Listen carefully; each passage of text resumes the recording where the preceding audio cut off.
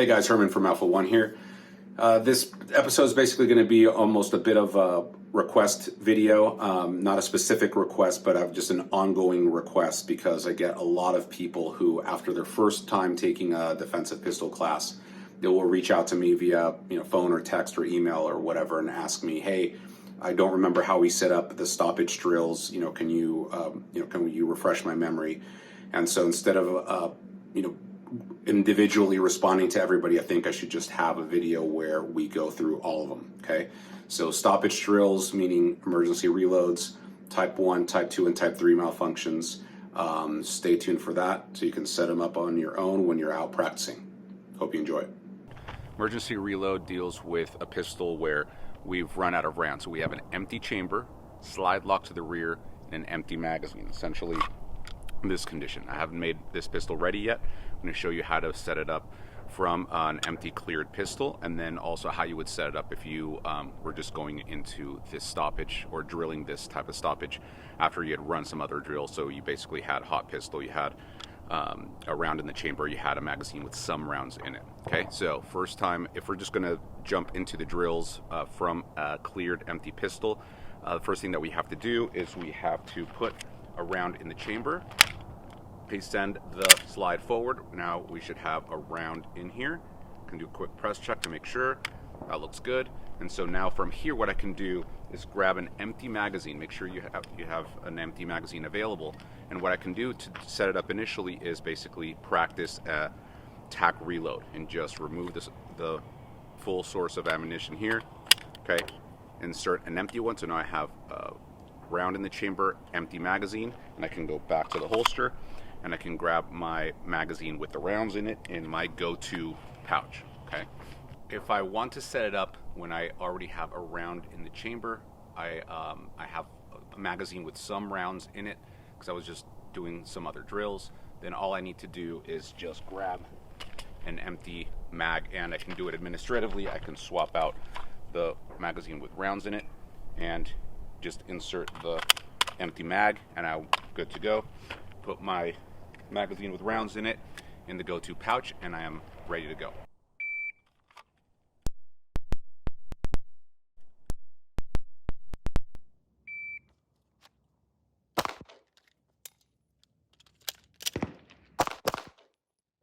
The next stoppage we're going to set up is we're going to go into malfunctions now. The first one's going to be type 1 malfunction, or also known as failure to fire. That means when I basically pull the trigger and I get a click with no bang. The thing to remember here, what's important, is that everything works as it's supposed to, in terms that mechanically everything works and the trigger feels exactly as it should. Everything happens, the trigger, the striker releases or the hammer falls, everything works as expected, except I get no bang. Usually the most common culprit is basically an unseated magazine. So when I inserted the magazine, I sent the slide home, it didn't pick up a round, and so we have empty chamber. Another possibility could be just a bad round. We actually do have a round in the chamber, but we have a bad primer or something like that. Okay, this is a very easy stoppage or malfunction to set up, because all I need to do with a loaded pistol is basically just come out on target, remove my source of ammunition, rack the round out of the chamber, and replace the magazine. Don't re-rack it. Okay, just go back to the holster, just like that, and I'm ready to do my drill. If I was setting it up from the get-go from an empty pistol, unloaded, again, empty chamber, slide lock to the rear, empty mag well, all I would need to do is just simply send the slide forward, insert my magazine, and I would be ready to go.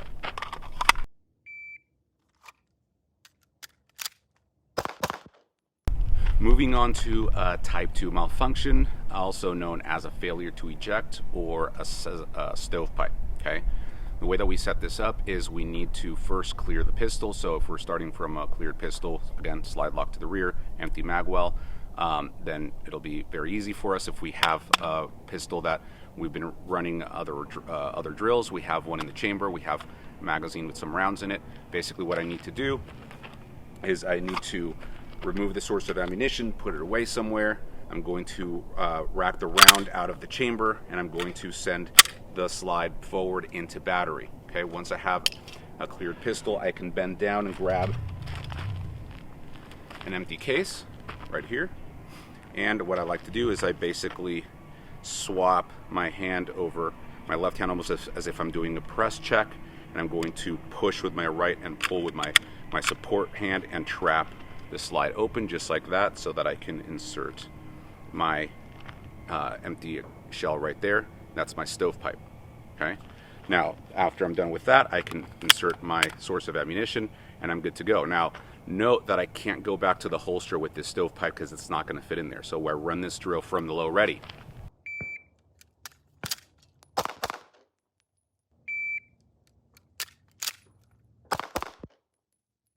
The next stoppage we're going to discuss how to set up is the Type 3 malfunction, otherwise known as the double feed. There's a couple ways of doing this. I'm going to walk you through them real quick. All right, so the first one, the most simple, straightforward one, is when you have a pistol that's already loaded. So I have a round in the chamber, I have a magazine with rounds in it. It should be the easiest one to set up if I have a little bit of dexterity, because all I need to do is come out on target. I'm going to lock the slide to the rear, and as I'm doing that with my support hand, I'm going to be catching the round that comes out. Okay, so I have slide lock and I have my round in there. So now the way that I set this up is I just simply bring the pistol over with the ejection port facing up, and I put this round right on top of the one that's on top in that magazine. And then I'm going to, with my index finger, just make sure that it stays in there as I slowly release the slide. I don't slingshot it back or press on the slide lock or slide release, right? Because that will probably cause that round to pop out, okay? And so this is a true double feed. We have two rounds trying to go into the same hole, okay? Again, I like to do this from the low ready.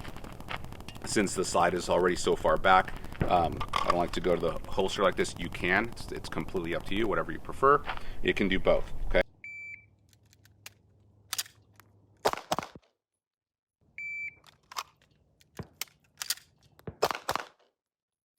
So that's a traditional double feed. When we talk about double feeds, that's usually what we're discussing.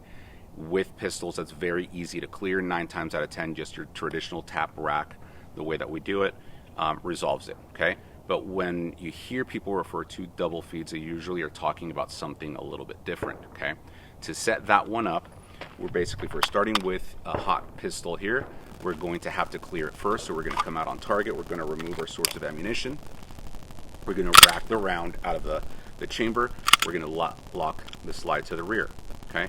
Once we have that, we can bend down and grab an empty case, clean it out a little bit, okay? And so I'm just going to reintroduce that spent case into my chamber here, okay? Try to do it this way with the ejection port facing up, not like this, because then if you lose control of the case, it's just going to come right out of your magazine well. So just insert the empty case or spent case right into your chamber. Don't push it in too far, you don't need to. Then reintroduce their source of ammunition here, and same thing, I'm not going to slingshot back the slide or press on the slide lock. I'm just going to ride it slowly forward just to release that slide lock, okay? So I want you to see the difference here is that we have an empty case with the next round on the top of the magazine there, pushing it further in, okay? Most people, when they talk about double feeds or type 3s, that's what they're talking about. In my opinion, it's technically a really bad type 2 because it's failure to eject. It's a spent case that didn't eject. Just semantics, it doesn't matter. We need to know how to clear it, okay? So obviously, when we're here in this case, I'm going to come up on target. The trigger is going to feel the same as a type 2, as any type 2 or type 3, whatever. It's dead mushy trigger. So my immediate action is always going to be my tap and my rack. Now notice that didn't clear it, but just from feel, I know exactly what that is because the slide barely moved back and it barely moved forward. So I know exactly what type of malfunction it is, whether you want to think of it as a type 2 or a type 3 or whatever, right? So my remedial action is going to be locking the slide to the rear, removing my source of ammunition, stripping it, okay, either with or without retention. I either toss it or I keep it somewhere nearby because that might be my only magazine.